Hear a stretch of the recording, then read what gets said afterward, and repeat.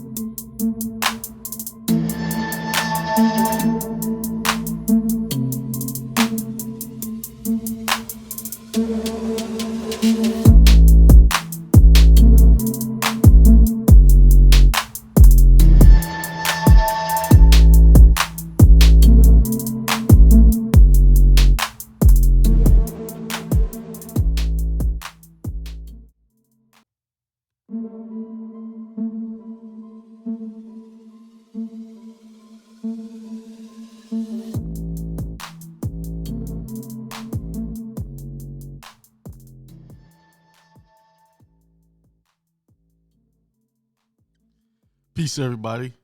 This is Akeem L from Hindsight Radio, the information station changing the nation. Just to let you know, every Tuesday I do a show at blogtalkradio.com/hindsight 2020, where I talk about various topics. We also have other hosts. We have the Raising Independent Thinkers show. That's on Sunday, 7 p.m. Actually, there's a show tonight. At 7 p.m. Eastern Standard Time, same place, blogtalkradio.com/hindsight 2020. And if you go to that page, you'll see the call-in number if you want to speak to the host or, share your comments or your thoughts. We have Monday, the Bombay show, the same time, same place. And Thursday, it's the Divine Connection with Jessica and Tasia. Same time, same place, blogtalkradio.com/hindsight 2020. If you're looking for real remedy, like becoming a national, you can go to my website, akeeml.com. akeeml.com. You can get various remedies there. One of the best ones is the national passport process, becoming a national, showing you properly how to claim your status. Also, there's other things there like the name change webinar that goes along with that as well. All right, that's it for that. Today I want to talk about this document going back into the American Indian plight in the United States of America, who the true Americans are, and the real structure of the government before European exploitation and degradation and suppression of the truth. Here we got the Iroquois Great Law of Peace and the United States Constitution, how the Founding Fathers ignored the grandmothers. This is very important because, as you know, in 1920 is when they passed the 19th Amendment to give women the right to vote. And the reason why I'm reading this today is to show our people, our ancestors included women in all facets of the government. They had about as much power as the men did. There was not an unequal form of government. Everyone was included, man, woman, and child. And as you know, in this country, they subscribe to a more male-dominated, controlled government. And as you can see, it is total chaos. And what's amazing about that is we keep doing the same thing over and over. Like right now we got Trump, we got Biden, who's up for presidency, and people are trying to pick who they want. You know, people who don't like Trump for various reasons, because there's some news clips that the mainstream media have taken and highlighted some of the things that he said and made him look like he was incompetent. And from my own personal experience, I'm not saying who you're going to vote for. I'm just saying from my own personal experience, just going back and looking at the full context of a lot of the statements that Trump made, they were taken out of context. If you look at the whole clip, you'll see that they deliberately just let you hear what they wanted you to believe.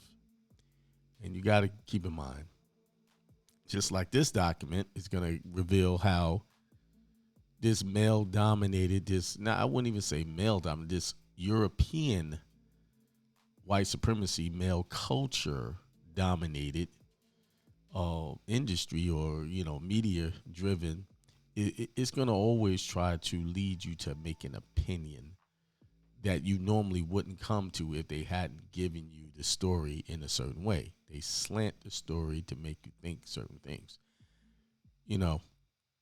I don't know Trump personally, and I don't know Biden personally. I just know what I see on the news or anything I read. So I really don't know what these two guys are about, other than certain things like Biden, 47 years in politics. And I can't say he's done anything for who we're calling the black community, which I don't like that term. People of color. Anybody outside of his racial categorization, I don't see anything he's done for them. So with a guy 47 years in politics, who had 47 years to make a difference, I don't see a difference that he has made for people who look like me. So I definitely wouldn't, if I was voting, I wouldn't vote for him. Definitely not. He's had his opportunity. Whereas Trump, he's only been there 4 years in politics. That's the extent of his experience, his presidency.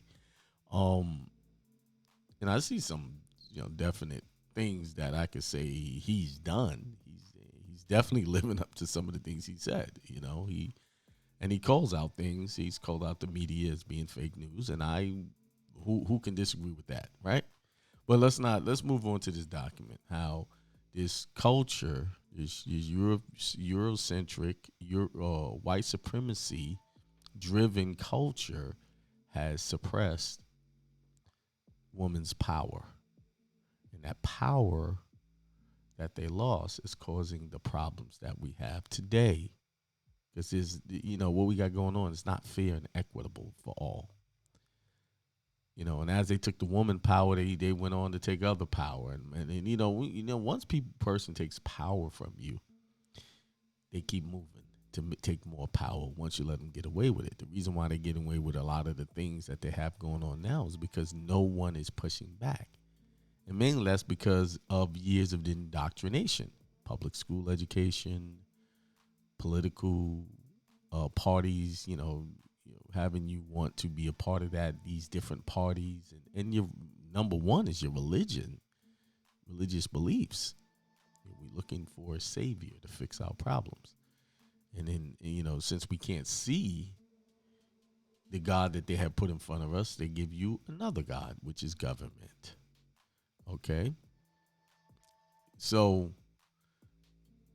now people are looking, who do we vote for? Lesser of two evils. So if both of them are evil, just to vote in the election, you're voting for your oppression, period. So you take that for what it is. I know some of you want to vote, that's on you.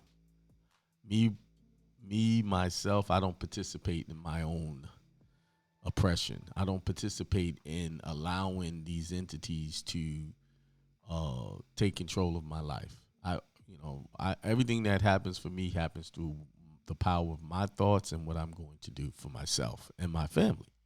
And that's what I think everyone should start doing. Start working for yourself. Looking to fix your own issues. Turn the news off and stop. Oh, what is Trump saying? What is Biden? Forget all that. That's just distraction away from you taking care of your own business. Okay.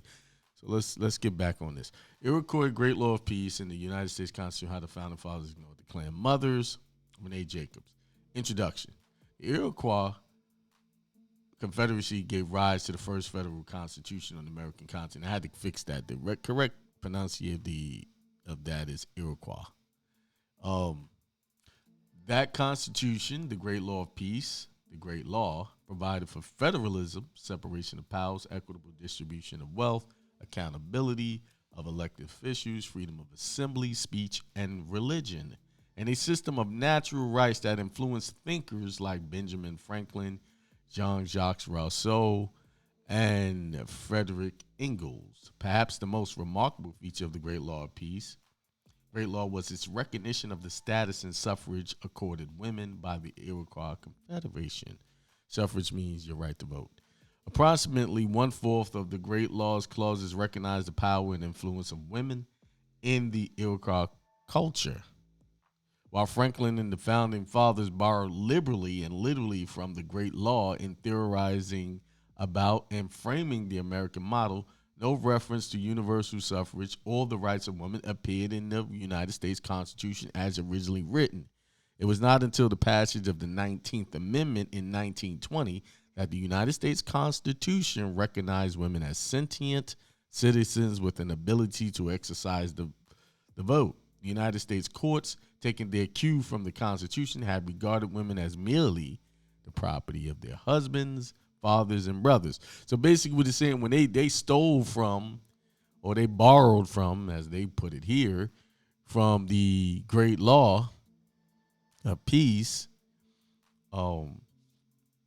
they left out some important parts. The rights of women and people were not property. And as you know, that's how they treat us, as property here. That's why they give you a social, so they can track you, right? And everything you use on that social, they're gonna hit you for it. They're gonna hit you for a tax. You're using their property. See, they convert your name into an all caps, from its proper upper and lower. And by the way, I got that fixed. I got an order saying that my name is not all caps. It's in its proper form, or as a judge would put it, traditional form. So they do that to convert you into property. See, you got to understand, some of these who we're calling founding fathers were slave owners, right?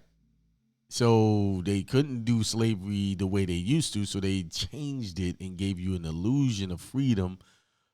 Then they stuck little caveats in there for them to be in control of you. Okay? Slavery is abolished except by punishment of a crime, right? So slavery is still okay until you can have slavery when you commit a crime. So they put you in, that's what your jails are for. You're sold as property. And they make money off of you. The government gives these prisons money for each prisoner. And that prisoner, gets the privilege of doing some type of work, whatever that might be, but he gets no pay for that. That's slavery. In other ways, they put you into slavery with these statutes that create, once a relationship is over, you got to pay this woman alimony for the rest of your life until she gets married. So you lose the right to have her as a wife or husband, because women are paying. I gotta be fair and equitable, paying alimony too these days. So you got to keep paying this person who is delivering you no benefit until they decide to get married. So what is the incentive for them to get married again? If the government steps in and says, well, you got to keep paying them. Like, who's going to, I can get free money. I don't have to do anything for it for, whenever. That's not fair and equitable. And that's not how our ancestor society was. Most of these laws are based on keeping you in some form of slavery. And what people don't understand, when they enforce these rules, the states get a benefit from the government. I'll do a show on that later and show you those laws, where they get incentivized to push divorces, push child support, instead of being incentivized to work these relationships out. All right, let me keep going. All right. The influence the Great Law had on the United States Constitution has only recently been acknowledged. In October 1988, the United States Congress passed concurrent resolutions acknowledging the contribution of the Iroquois Confederacy and the Great Law to the development of the Confederation of the original 13 colonies in the United States Constitution. Previously, the connection had at best been ignored. At worst, it had been distorted and suppressed, admitting that native cultures had participatory democracies that influenced the founding fathers in anathema to the supposedly unbroken line of political and intellectual influence generated by Anglo-European men. Therefore, it was not in the best interest of the male American historians and the politicians to admit the influence of an egalitarian communal system where women controlled the economics, property, government, and structure of the society. So what they're saying is, and this is the message to the European female, whether you want to call yourself white, whatever you want to call yourself, it's not the any other group of people who is harming you. It's your own fathers, your own ancestors who screwed you out of your true rightful place in society. The people of color, black men, black women, the Muslim cultures, the Middle East, and all of these, who they try to make enemies all the time. It wasn't. These people are not harming you. From the very beginning, it has been your own fathers, your own grandfathers, and your own brothers, your own uncles who have suppressed you. Okay? I'm speaking to the white female, the European female. Your enemy has never been anyone else but the people that you are supposedly your family or the man you even sleeping next to. And if you really look deep into that, they still have these ideals. They still believe this stuff because they still try to treat you like that. And the unfortunate thing is, in the other cultures, we have picked up on it, especially in our people of color communities. We picked up on these bad habits, these bad philosophies. And I believe this is one of the reasons why we have such a high divorce rate, because of these practices of this male-dominated culture. The way, the viewpoints on how a male is supposed to be in a family. So let's keep going. This note will examine the matriarchal aspects of the Iroquois Confederacy that fostered equal rights, if not legal superiority, for women, as well as ideas of natural law that profoundly influenced Enlightenment thinkers and the Founding Fathers. Colonial America and the sentiments of the Founding Fathers at the time of the Constitutional Convention served to shed light on the prevailing social and political attitudes towards women. Finally, the contrasting positions of power for women in the Iroquois system as opposed to the scorn, subjection, and subjugation of women at the hands of the American legal system will be examined. Women in societal structure of the Iroquois, the founding of the Iroquois Confederacy, the Seneca, Onondaga, Oneida, Mohawk, Cayuga tribes forged the League of the Haudenosaunee, or the Iroquois, in the area that is now New York State, somewhere between AD 1000 and 1450. The Five Nations, later Six Nations, when the Tuscarora joined in about 1722, are still governed by the Great Binding Law of Peace, or the Guyana Shagoer. Seth Newhouse, a Mohawk, transcribed the Great Law, which had been passed down orally from generation to generation into English in about 1880. Legend has it that the Decanawida, a messenger from the Creator, went among the Five Nations to bring an end to the continual warfare that had plagued the tribes. Decanawida was conceived by a virgin who had been told by a messenger in a dream that she was to have a son who would become a great man and raise the great tree of peace. Fearing catastrophe, the virgin's mother urged the woman to kill the child. The mother twice tried to drown the child, only to have it reappear the same evening. According to legend, the third time the grandmother herself took the child and drowned him, but in the morning the child nestled as before on its mother's own bosom. So the grandmother said to her daughter, "Mother, now nurse your child, for he may become an important man. He cannot be drowned, and you have borne him without having marriage with any man. Now I have never heard of such an occurrence, nor has the world known of it before." Now, this sounds a lot like Christianity's teaches with a different little twist. Okay? Now, if you study the story of Christ, he had a king who was trying to seek him out to kill him, and he sent 3 wise men. Do you see the significance of the number 3? 3 times they tried to kill this child, and in the story of Christ, when he was born, he sent 3 wise men, and they tried to. This king was trying to kill him, and then later on in life, right before his so-called sacrifice, they tried to seize him a couple of times. I think it was about 2. Then finally he let it happen. But I'm just showing you these people didn't have contact with the Europeans form of Christianity at this time. So where did they get this story from? Where did this come from? Right? See, now you can see how the chiefs of those tribes encouraged the tribes to convert, because the story was similar to what they had already been taught. So it was like, well, here's a variation, and then they slowly took on what we now know as Christianity, the Western form of Christianity. And I say Western because there's various forms of Christianity out there that way before what we know of and how it was taught today. But let me keep going. Men of the 5 tribes, skeptical that the peace-seeking Decanoida was a messenger of the Creator, asked for proof. Decanoida responded that the Creator had endowed him with the choice of his own death. He agreed to climb to the top of a tree on the edge of a waterfall chasm and let the men chop the tree down, with all in agreement that he would most certainly drown.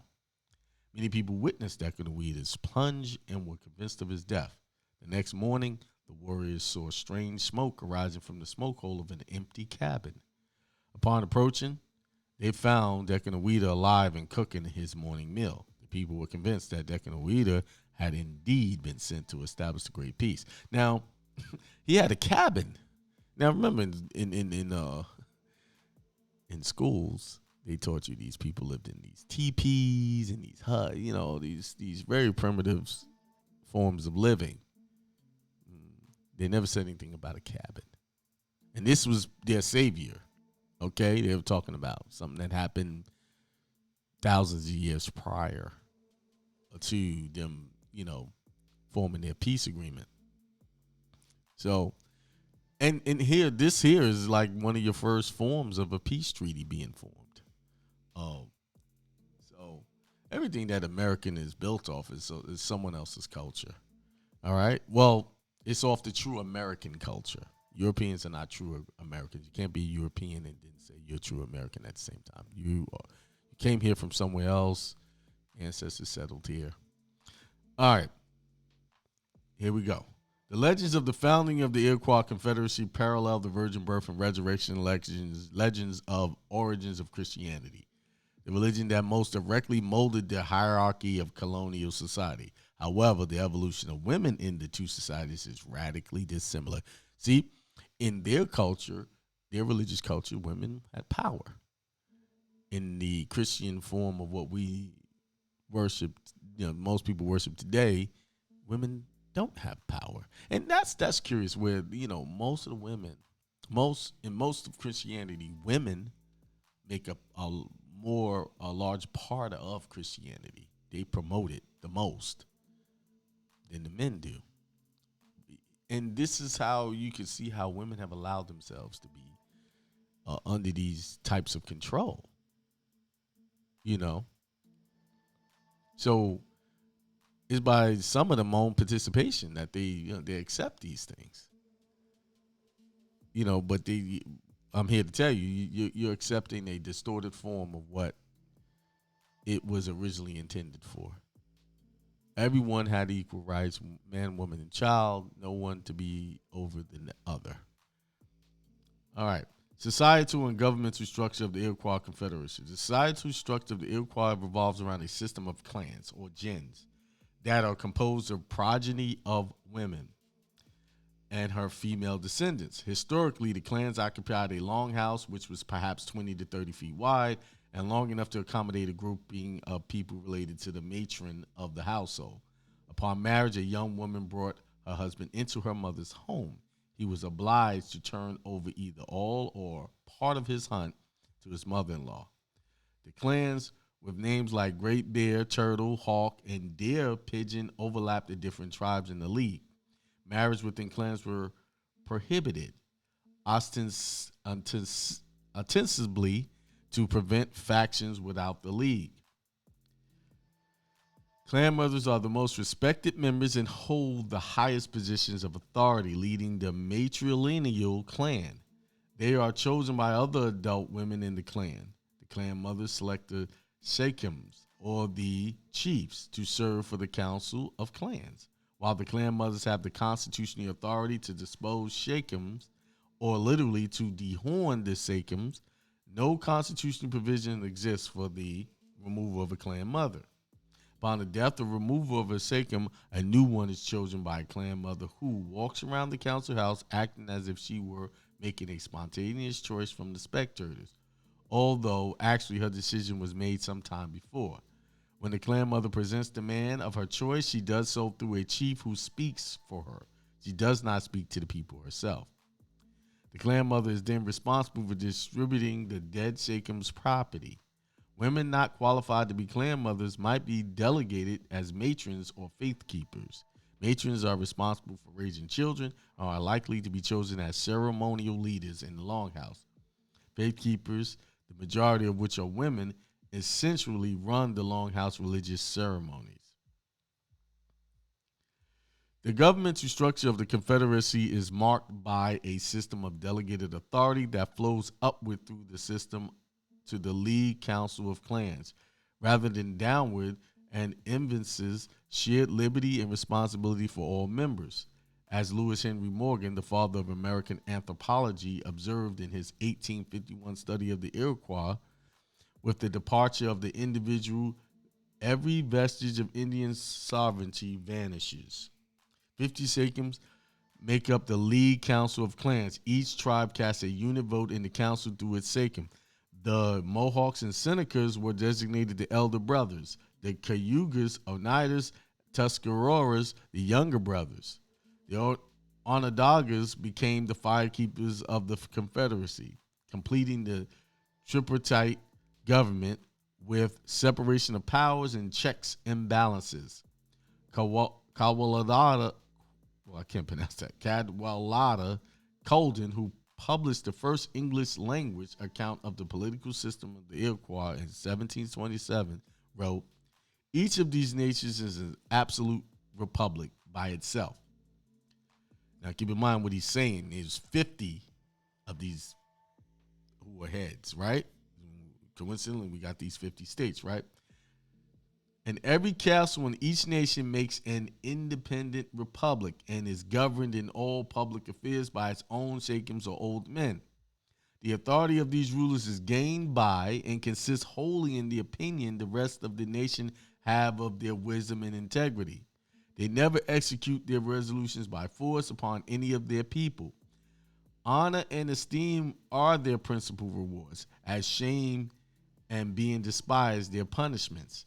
Their great men, both shakems and captains, are generally poorer than the common people, but they affect to give away and distribute all the presents of plunder they get in their treaties or in war, so as to leaving nothing to themselves. There is not a man in the ministry of the five nations who has gained his office otherwise than by merit. There is not the least salary or any sort of profit annexed to any office to tempt the covetous or sordid. So the men that were in leadership position were poorer than the people. They were truly servants of the people. Can you say that for your government today? Because it seems like people who get in office end up getting richer, more wealthier while they're in office. Like it's a prosperity move to be in office, and it's all about money to get elected. You have to raise all of this money. You see. The council bestows great rights, privileges, and duties upon the Iroquois through enduring constitutional mechanisms such as equal representation of the tribes, a rule of unanimity in legislative discussions, male and female leadership, and political accountability. The social and political status of women in the Confederacy. The powerful status of women pervaded Iroquois society. According to the Great Law, clan mothers selected, confirmed the Iroquois sachems and war chiefs. Clan mothers held the hereditary lines of title to the chieftainships. The council itself selected some pine tree chiefs on the basis of merit, in order that those uterine families not represented by the hereditary chieftainship were not excluded. Some families joined with sister families in order to be represented. Historically, upon the death of a sachem, he was succeeded not by his son, but by the son of a sister or of an aunt or a niece on the maternal side. And his property, at least all of it that was not buried with him, was hereditary in his gens. It fell to the same parties and could not descend to his child for the reason that by their peculiar laws of marriage, a child and its father must necessarily belong to different gens. This mode of reckoning descent was very general among our American Indians. In fact, there are no other way of accounting for many of their institutions, and notably to that singular phase of society in which women, by virtue of her functions as wife and mother, exercise an influence but little short of despotic, not only in the wigwam, but also around the council fire. Not only were the clan mothers of each extended family responsible for holding title to a chieftainship, they monitored the Shakem's conduct closely and would warn a Shakem to abide by the great law if it appeared he was not proceeding with the welfare of the people in mind. After 3 warnings by the clan mothers who nominated him, a Shakem would be removed. The white wampum belts that indicated the hereditary names of the Shakems were kept by the women, and women were solely responsible for communicating the history of the nation to the children. So the women were responsible for the educating of the children, teaching them their true history. What have we done now? We're taking our educational responsibilities and giving them over to a government to teach our children and say what's good for them to learn. The clan mothers also had great influence with warriors. Women could support or disapprove the wisdom of war party by providing or withholding moccasins and charred corn pounded into meal and sweetened with maple sugar for the warrior's journey. If a clan mother forbade the departure of a war party, neither the Shakems nor the council could object. The woman had entire control of affairs, even of those that are supposed to have been the peculiar province of the man.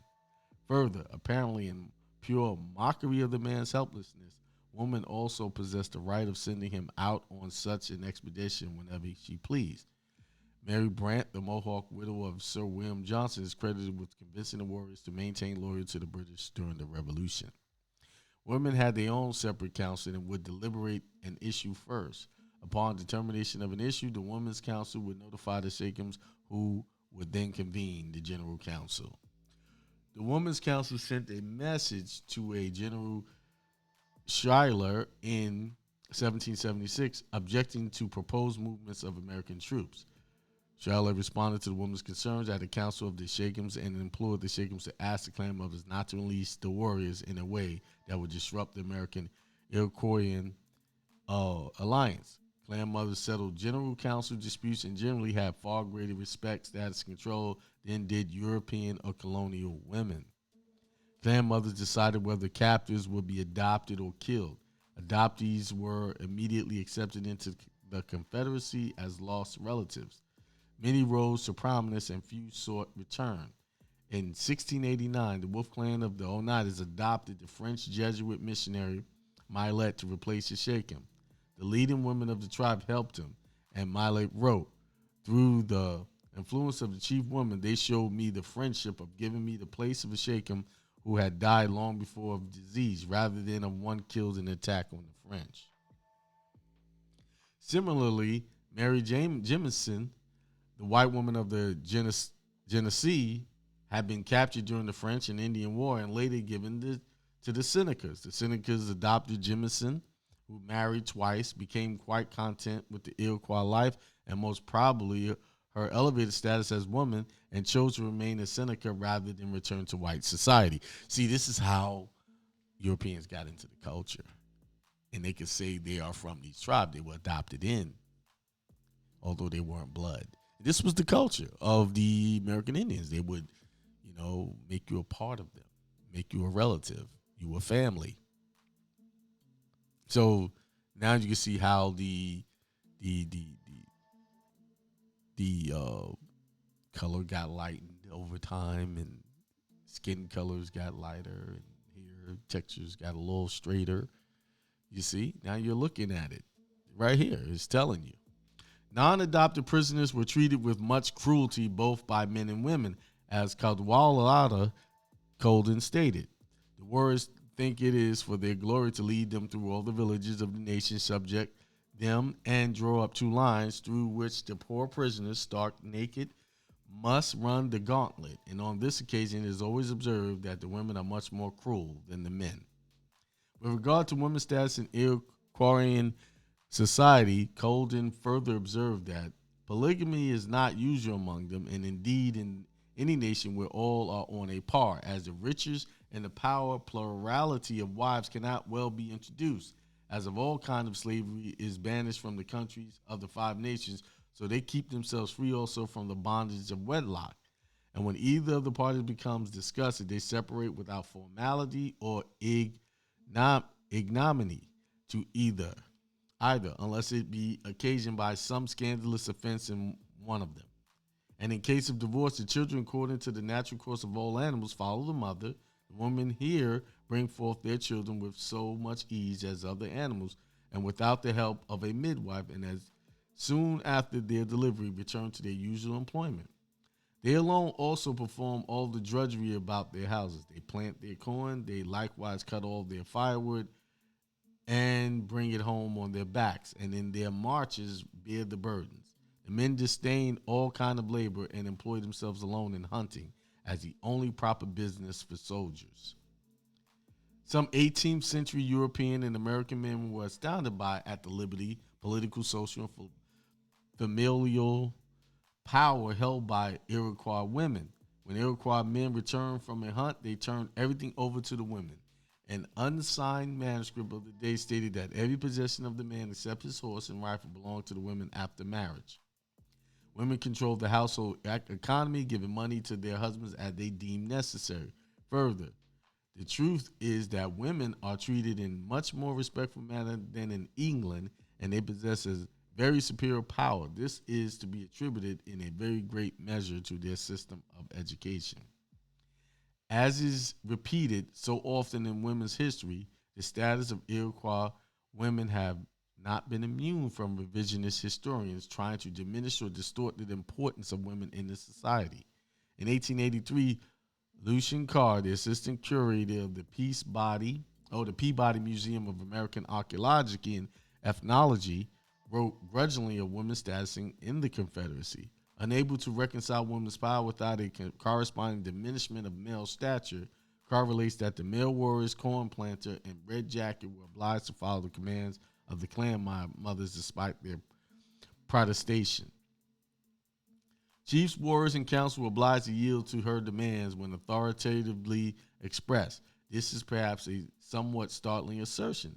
Bear in mind that among the gens or clan, with its privileges and obligation was, in reality, nothing but a brotherhood of individuals bound together by ties of blood, and it will at once be seen why women, through whom alone this kind of union could be preserved and perpetuated, should have been accorded a prominence which can scarcely be paralleled outside the realms of fable. See, they're trying to put it down, put that, way of life down. Carl also seems appalled at the suggestion that polyandry, yet not polygamy, may have been practiced by the Senecas and was a result of the generocracy that existed among them. The moderation of having only one spouse speaks well for the Iroquois men. I am sorry, however, to say that the virtue was not imitated by the women, as they allowed themselves a plurality of husbands. However, Father Joseph Lafatu, who spent considerable time among the Iroquois, summarized the position with more clarity. The women constitute the tribe, transmit the nobility of blood, keep up the genealogical tree in order of inheritance and perpetuate the family. They possess all actual authority, own the land and the fields and their harvest. They are the soul of all councils, the arbiters of peace and war. They have the care of the public treasury. Slaves are given to them. They arrange marriages. Their children belong to them, and to their blood is confined the line of descent and the order of inheritance. The men, on the other hand, are wholly isolated and restricted to their personal affairs. Their children are strangers to them, and when they die, everything comes to an end, and it is only the women who can keep up and perpetuate the family. If there are only men in a household, no matter in what numbers nor how many children they may have, it is doomed. And although by courtesy they are made chiefs, and public business is transacted by a council of old men, yet they act merely as the representatives of the women and to aid her in those affairs in which it would not be becoming for her to appear and act for herself. See, there has been considerable debate as to whether Iroquois society constituted a true matriarchy, since clan mothers selected, but did not serve as sachems. Many historians claim that no true matriarchy has ever existed. Some assert that Iroquois society is as close to a matriarchal model as the world has ever seen. Most agree that the authority exercised by the clan mothers over the economy, property, and government of the society was unprecedented. Paula Gunn Allen writes convincingly of the sachems' actions being mere proxies for clan mother sentiment, with all decision making solely reserved for the woman. Now, you can see how they're trying to degrade this way of life, and if you read the Great Law of Peace, it gives men power as well. But these historians are distorting actually what's going on. Trying to the women, they had all this power and they controlled, they did whatever, had more than one man in their life and all of this kind of stuff. Of course, they can't just look at the society for what it is and see if that is successful without sharing or putting down their way of life. Let me keep going. Woman in the Great Law of Peace. No amount of revisionist history, however, can derogate the actual codification of Iroquois women's status in the Great Law. J.M.B. Hewitt, a 19th century ethnographer, has written that the original constitution of the League recognized federal women chiefs who had official standing equal to that of the sachems and had the same rights to attend the General Council sessions. Hewitt's claim of women chiefs remains isolated. Most historians generally agree that women were never chiefs in the Confederacy. Nonetheless, it is true that of the 117 clauses in the Great Law, 23 deal with the rights and responsibilities of women. Of paramount importance, Clause 44 of the Great Law states that the lineal descent of people of the five nations shall run in the female line. Women shall be considered the progenitors of the nation. They shall own the land and the soil. Men and women shall follow the status of the mother. Clause 45 stipulates that the women heirs of the Confederate lordship title shall be called Rayana, noble, for all time to come. According to the Great Law, the women of every clan of the five nations shall have a council fire burning in readiness for a council of the clan. When in their opinion it seems necessary for the interest of the people, they shall hold a council, and their decision and recommendation shall be introduced before the Council of Lords by the war chief for its consideration. Clan mothers held the wampum belts of hereditary title, could choose and depose chiefs, although no constitutional provision provided for their deposition or transfer of chieftainships to sister families. Women could punish those seeking to establish independent authority. Women's work, as it has come to be known, was optional and esteemed. When a lord holds a conference in his home, his wife, if she wishes, may prepare the food for the Union lords who assemble with him. This is an honorable right which she may exercise and an expression of her esteem. Women held the white wampum belts. The color white symbolizes peace, love, charity, and equity. In contrast, men held the black wampum, entitling them to execute enemies of the League and take up the weapons of war. The funeral recitations for clan mothers contain the acknowledgement that they were one of the many joint heirs of the lordship titles. Both women of the people and clan mothers were laid to rest with chants of "You once held a sacred position as a mother of the nation." The Great Law not only elevated and embraced the status of women, but also secured the natural rights of the people as a whole. Among the admirable aspects of the Iroquois system was the council system of checks and balances, which resulted in unanimous decision making. Disputes were remanded for solutions. An issue would be debated by the Mohawks and Senecas, then referred to the Oneidas and the Cayugas, establishing a process of checks, although the legislative council was unicameral. Unicameral. That's a word. I have to look that one up. The decision would then be passed on to the Onondagas, who were the firekeepers, for their opinion. If affirmed by unanimity of the tribes, the motion would carry. The Great Law had provisions for amendment, punishment for murder, embracing concepts of citizenship offered to conquer nations. Freedom of religion, confirmation of the rights of people to approach the council for redress of problems, federalism, prohibition against unauthorized entries of homes, and communal possession of the land. The laws of the Confederacy were constitutionally required to serve at the behest of the people while showing endless patience. Their hearts shall be full of peace and goodwill, and their minds filled with a yearning for the welfare of the people of the Confederacy. Neither anger nor fury shall find lodgment in their minds, and all their words and actions shall be marked by calm deliberation. The Great Law also provided that the men of every clan of the 5 nations shall have a council fire ever burning in readiness for a council to be held to discuss the welfare of the clans. This council shall have the same right as the council of the women. The Iroquois, according to the former U.S. Commissioner of the Indian Affairs, John Collier, brought out of social institution a system of greatness of human relationship, a system for invoking maximum genius for socializing it, and a role of women in society which well may stand today as the most brilliant creation in the record of man. Then from a world unknown, a ravenous race swept in a dark age for the native life which was hurled into the pit by cannon, by rum, by money, by unconscionable intrigue. Colonial America. Woman's status. If the tenets of equality that so pervaded the Iroquois Great Law had been adopted by the American legal system or overlaid onto the existing common law framework, the status of women in colonial America would have been radically altered. Under the English common law system embraced by the colonies, women were not considered persons or citizens. Correspondingly, women were disenfranchised and thereby precluded from directly changing their conditions.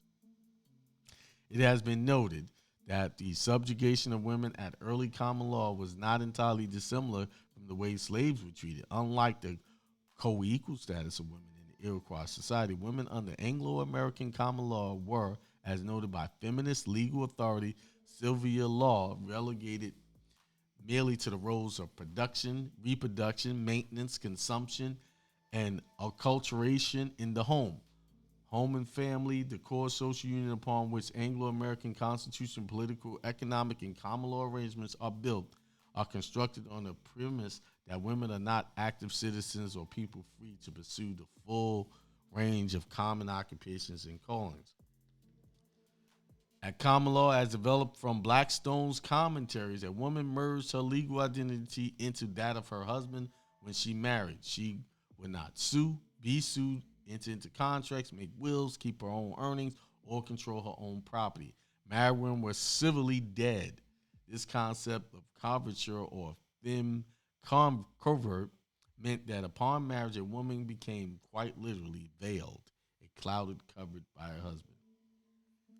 Correspondingly, at common law, a man could chastise his wife, restrain her freedom, beat and rape her.